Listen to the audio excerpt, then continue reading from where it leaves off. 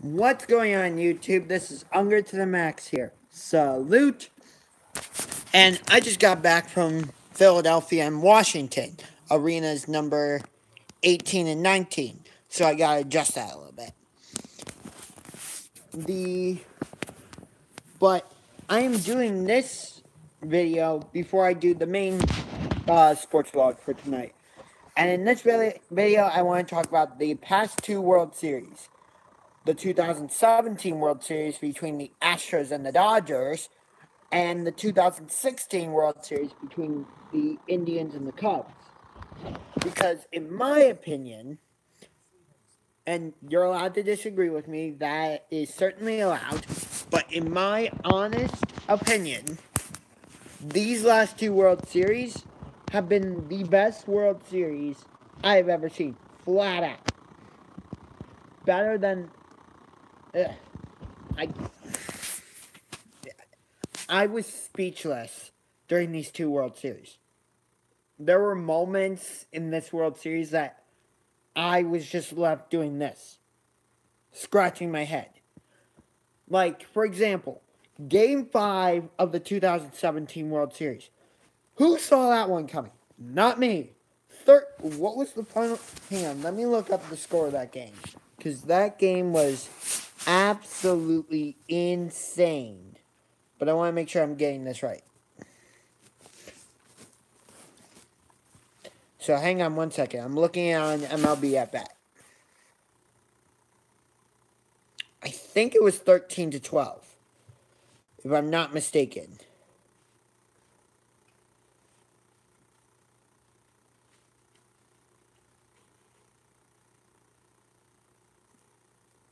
Let's see. No.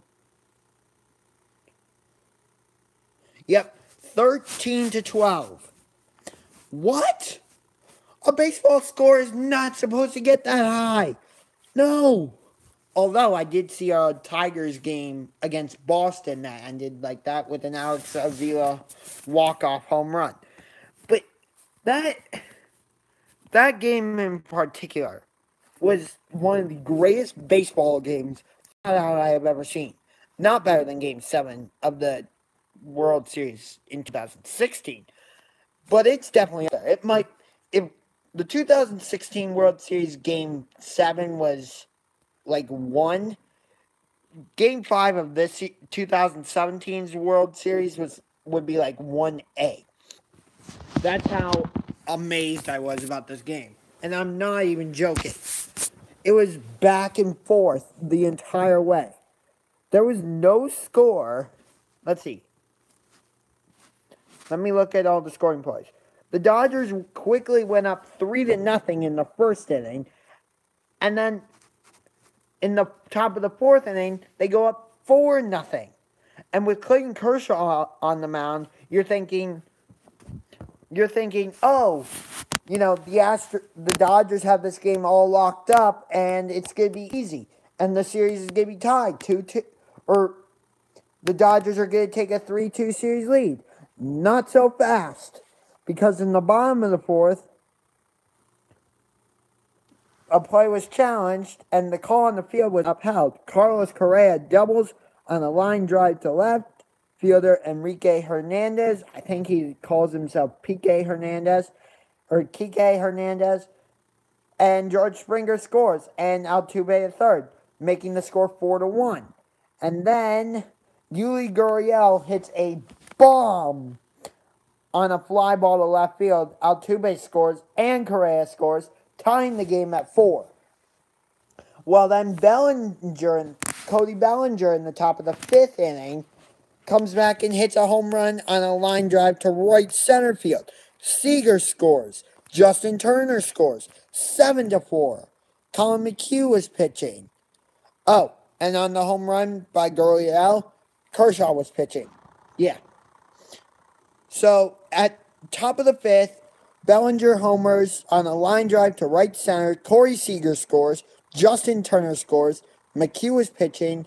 And Colin McHugh is pitching for Houston. And it is now 7-4. But was the scoring done? No, it was not. Because in the bottom of the 5th, Jose Altuve homers on a fly ball to center field. George Springer scores. Alex Bregman scores. Kenta Maeda was pitching. And the score is tied 7-7. Oh, this game can't get any better, can it? Oh, yes, it can. Cody Bellinger in the top of the seventh. Cody Bellinger triples on a sharp line drive to left fielder Marwin Gonzalez. Enrique Hernandez scores with Brad Peacock pitching. 8-7 Dodgers take the lead. But in the bottom of the seventh, after George Springer mishandled the ball in the top half of the inning, George Springer he comes back and homers on a line drive to left field. Brandon Morrow was pitching, so the game is now tied 8-8. But were the Astros done that inning? No. The AL MVP Jose Altuve doubles on a sharp line drive to left fielder Jock Peterson. Alex Bregman scores. Brandon Morrow was pitching. It's 9-8 Houston. But the Astros still weren't done because Carlos Correa homered on a fly ball to left field. Altuve scores. Morrow was still pitching. It's 11-8 Astros. But the Dodgers come back. Seager doubles on a sharp line drive to left fielder Marwin Gonzalez. Peterson scores. Jock Peterson scores. Chris Taylor the third. Will Harris was pitching. It's 11-9. Bottom of the eighth. Brian McCann homers on a fly ball to right field. Tony Cingrani pitching. Houston 12, Dodgers 9. Top of the ninth. Yasiel Puig homers on a line drive to left field. Cody Bellinger scores. Chris Davinsky pitching. 12-11. And then Chris Taylor singles on a ground ball to center field. To center fielder George Springer. Austin Barnes scores. Chris Davinsky pitching. Astros 12, Dodgers 12. And then Alex Bregman in the bottom of the 10th singles on a line drive to left fielder Andre Ethier. Derek Fisher scores. Not Derek Fisher from the LA Lakers. George Springer the second. And this was off Kenley Jansen. And the Astros won 13-12. And they would go on to win the World Series in 7 games by a final score of 5-1 in Game 7. Wow, that was a mouthful. But I'm honestly, first off, I did not want Dodgers to win because my apologies to any Dodgers fans, but I strongly dislike the LA Dodgers. I strongly dislike them. Again, my apologies to any Dodgers fans. That's just my feeling.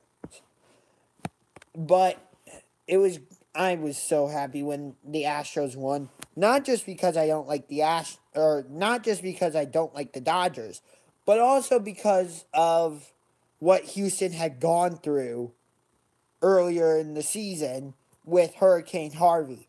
No city, even if you don't like that a particular city in the U.S., no city should ever have to go through what Houston went through with Hurricane Harvey, or what New Orleans went through with Hurricane Katrina. Those were two of the most devastating storms. And when Hurricane Harvey hit, it forced the Astros. Hi, Bob Jacobs. Do we know each other somehow? I feel.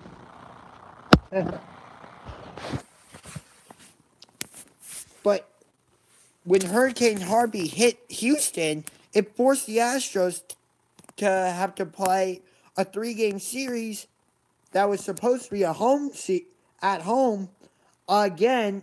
I believe it was against the Texas Rangers, and they had to move it to the Tampa Bay Rays Stadium in St. Petersburg, which, by the way, the Rays need a freaking new stadium. Oh, Bobby from Notre Dame College. My God. Notre Dame College is the school I go to. But The Rays really need a new stadium. I'm sorry, but Tropicana Field, why? Tampa Bay is one of the nicest cities I've seen. It's in Florida. Why are you in a dome stadium? But so the Astros had to play the Texas Rangers in a 3-game series at Tampa Bay. My heart was broken. So,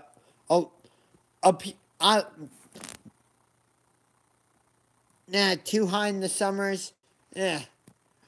Hey, they could do what the Marlins do, a retractable roof. Something like that. But, seriously, I'll get to the other team in a minute that needs a new stadium. But the 2016 World Series, oh my God, that was also one of the greatest World Series I've ever seen. The Indians dismantled the Cubs in Game 1. Cubs come back and win Game 2. Indians take the next two. It looks like the Indians are about to win the World Series up 3-1. Back come the Cubs. They win Game 5 thanks to 2 2/3 innings from Aroldis Chapman. And then they flat out dominate Game 6. I forget who it was, but there was a grand slam that put the game away. And then Game 7, extra innings, a rain delay. It was amazing. And here's the difference between the Cubs and the Indians in that Game 7 during that rain delay. I've heard this from TV programs about the Cubs during this. Is that during the rain delay, instead of just sitting around, checking your cell phone or checking the forecast or whatever, the Cubs were bonding and getting themselves all hyped up, which I didn't hear anything like that from the Indians side. So I think that contributed to why the Cubs won the World Series. And I went bananas because, to be honest, I have been a Cubs fan for as long as I can remember. But the Cubs are my favorite National League team, and the Indians are my favorite American League team. That's how I am. I have favorite teams from each conference. I'm like that in the NBA too. But the Cavaliers are my all-time favorite team, without question.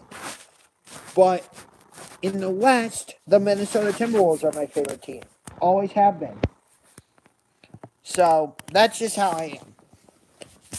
But, getting back to, as I said, there's another team that needs a new stadium. And that's the Oakland Athletics. That stadium in Oakland is garbage. It is absolute garbage. Oakland tried to move to San Jose a few years ago, but that fell through. The Raiders are going to be moving to Vegas, although they're staying in Oakland again, and then they might go to San Antonio. The Warriors are leaving Oracle, even though it's become the loudest arena in the NBA, and moving to San Francisco. Oakland is eventually not going to have any teams left. And I think part of the reason is the arenas are in terrible shape. Arena and stadium are in terrible shape. Oracle is ridiculously old, although it's still a functional arena. But the Onaco Coliseum has had major problems. I believe maybe last season, they had sewage problems. Seriously? That's ridiculous. But I know I'm going to be talking about rivalries during my Raptors, Pistons, and Penguins, Flyers live stream that I'll be doing here shortly in about an hour. But there's a rivalry that I really want to talk about. Do I talk about it now or do I save it? This is actually a tough one. No, I'll save it. So stay tuned because I'm going to be doing another live stream coming up at the top of the hour. Now?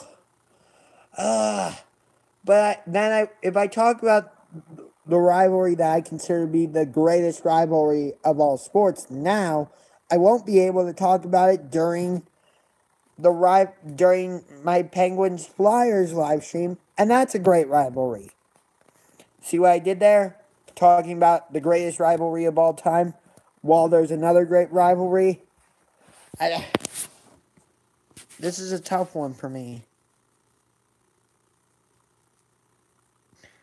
I think I'm going to skip it. And hold on. Wait until... I don't know. What do you think? Now or during Flyers Penguins? Or Penguins Flyers? You know what? I'll talk about it now, I guess. The greatest rivalry in all sports... The greatest rivalry in all of sports, in my opinion, no, it's not Ohio State, Michigan, but it's a different college rivalry. It's not the Iron Bowl, so it's not Alabama, Auburn, not Auburn, Georgia, not Florida, Georgia. It's not Florida, Florida State. Duke versus North Carolina. Yes, Duke and North Carolina. How can you say no to that? Do you realize that over the last 102 meetings between these two teams, the series is tied 51-51 because Duke won the game on Saturday. And the margin of scoring between the two teams is only, I think, 2. Literally. And this rivalry has provided us with some moments that will never... The two fan bases are amazing. Like, I have a friend that goes to Duke. He's told me that after Duke won the game on Saturday against North Carolina, they had a bench burning. Who does that? Who? It's Duke. Like, only after they beat North Carolina. And it's just great. 2 shades of blue. They're 10 miles from each other. It's the Battle of Tobacco Road.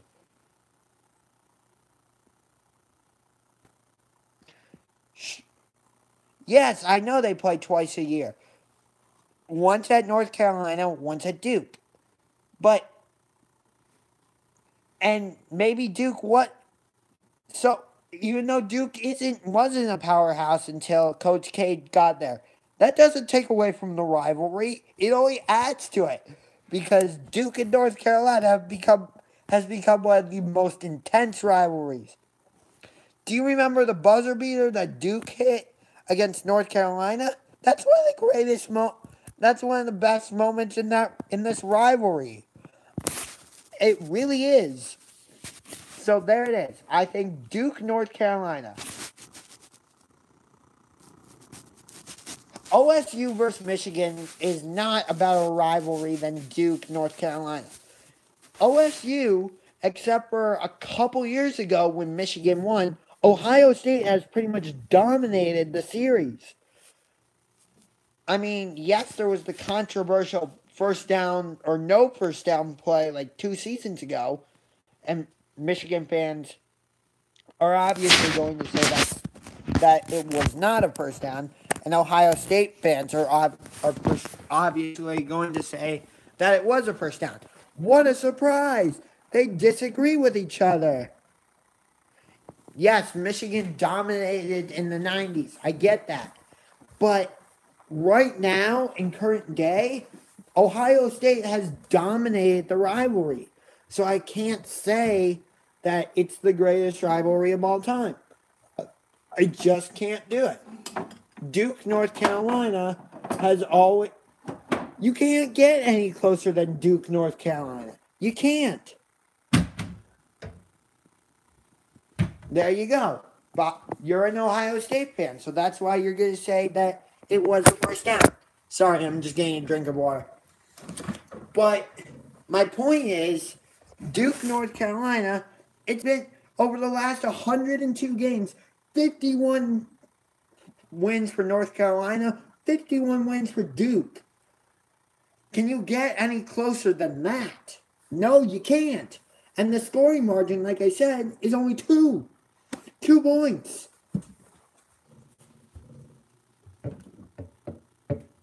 Again, I'm just getting a drink of water.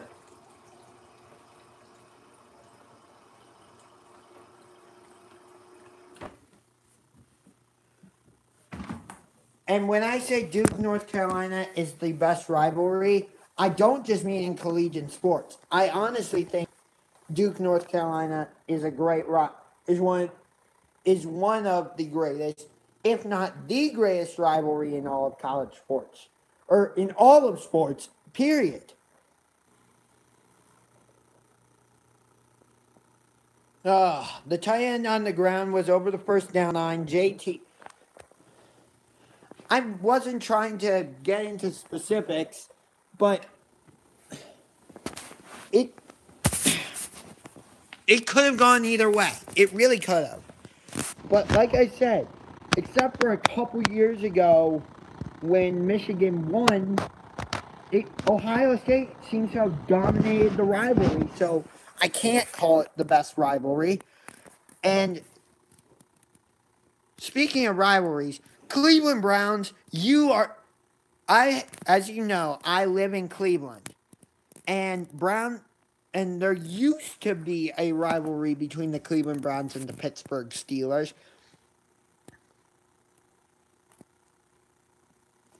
But Cleveland Browns against Pittsburgh Steelers is not a rivalry anymore. A rivalry is defined as being 2 good teams that constantly bump into each other. Although Steelers and Browns are divisional opponents, so they always play each other twice a year. But like, a rivalry is where like the 2 teams trade wins, or it's actually, or where the games are actually competitive. That has not been the case with Browns Steelers. Over the past couple years, the Steelers have dominated. I believe, I saw somewhere that I don't even know if Steelers-Ravens is really a rivalry anymore. The main rivalry in the AFC North, I think, is Steelers-Bengals. Although the hit speaking of the Steelers, I hope Ryan Shazier is able to play football again, because he was doing really well with the Steelers, and I just hope he's able to play football again. I want to look up. Okay, Google, what is Ben Roethlisberger's record at First Energy Stadium? Sorry, I don't understand. Yeah, he set the record, the most wins at First Energy Stadium. This was from last season. With Pittsburgh's 21-18 victory on Sunday, Ben Roethlisberger has 11 victories at First Energy Stadium to surpass former Browns quarterback surpass Browns quarterback Derek Anderson for the most wins in stadium history. The Browns have been playing at First Energy Stadium since rejoining the NFL in 1999. Although before it was First Energy Stadium, it was called Cleveland Browns Stadium. Roethlisberger, a Findlay native, who is now 22-2 all-time against the Browns, overcame a slow start on Sunday to complete 24 of 36 passes for 263 yards with a pair of touchdown passes to Jesse James. So, and that was from opening night. Opening day, yes, last season when the Browns would go on to go 0-16. But if the Browns were actually competitive, then I would consider it a rivalry. But the Browns are not competitive. They've won 2 games in the past 2 years. 2. Count them. 1, 2.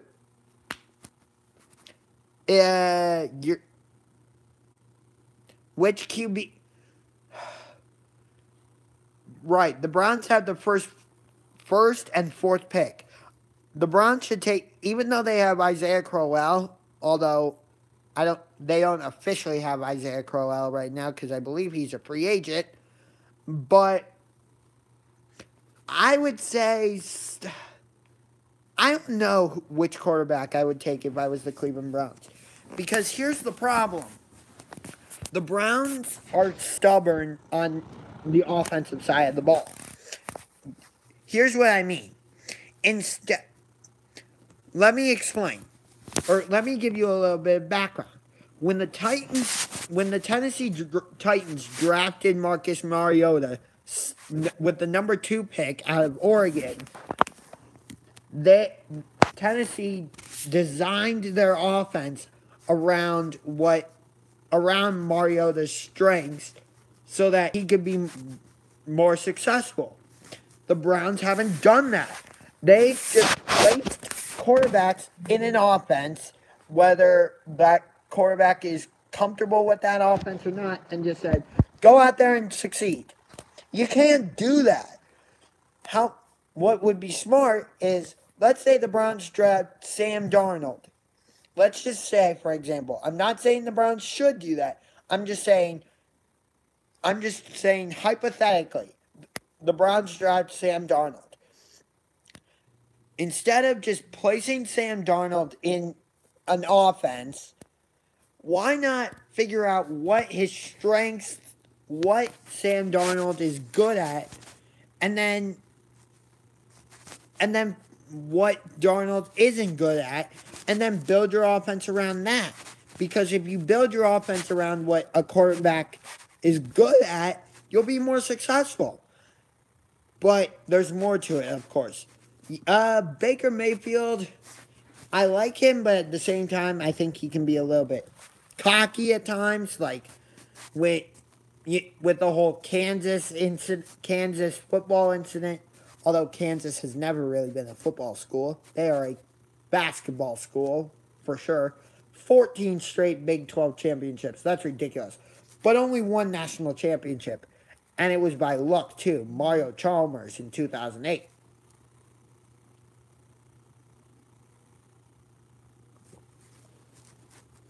Yeah, that's the weird thing. Kansas has won 14 straight Big 12 conference titles, or regular season conference titles, but they only have 1 national championship to show for it. What the heck? That makes no sense. And like I said, the only reason they got that national championship was because of Mario Chalmers making that crazy shot. I mean, they made it to the championship in 2014, I want to say, against Kentucky when Anthony Davis was still with Kentucky, but Kentucky won that game. And speaking of college basketball, I know I've said this before, but I'm going to say it again. Men's college basketball should go to 4 quarters of at least 10 minutes. Because with the way it's set up now, you're getting scores of like 64-62 or like 64-59 or something as your final score. In the NBA, that's like that's potentially third quarter, early third quarter, or maybe late second quarter. Who do I have winning March Madness? Well, Let me put on my hat to show you. Villanova. I got Nova. But I also think Kansas can maybe do it. Maybe North Carolina. I don't see North Carolina. I see Villanova or Virginia. Or maybe Kansas. Those are my three. Villanova, Virginia, or Kansas. Those are my three. I don't see Gonzaga winning it. I don't see Xavier winning it. But as I was saying, college basketball should be 4 quarters, 10 minutes, not 2 halves of 20 minutes. Because it helps the guys who are going to the NBA to be more prepared. Yes, I get that it's probably an easy transition to go from 2 quarters of 20 minutes to 4 quarters of 12 minutes. But all I'm saying is that I think you would get better games if college basketball were to switch to 4 quarters of at least 10 minutes. But on the topic of college sports, why is Missouri and Arkansas, for that matter, why are they both in the SEC, which is the Southeastern Conference? Missouri's definitely not in the Southeast. Arkansas is definitely not in the Southeast. It just doesn't make sense to me. That makes 0 sense to me. So that's going to do it for now. I hope you enjoyed this quick, I'll call this a sports vlog. So, but I'm also going to call this UngarToTheMax Sports Thoughts. Because I mixed a couple rants in there. I mixed a couple. This was also considered a sports vlog. So, yeah. So, that's going to do it for now. And I will see you guys at the top of the hour for Raptors Pistons and Flyers and Penguins Flyers. Until then, this is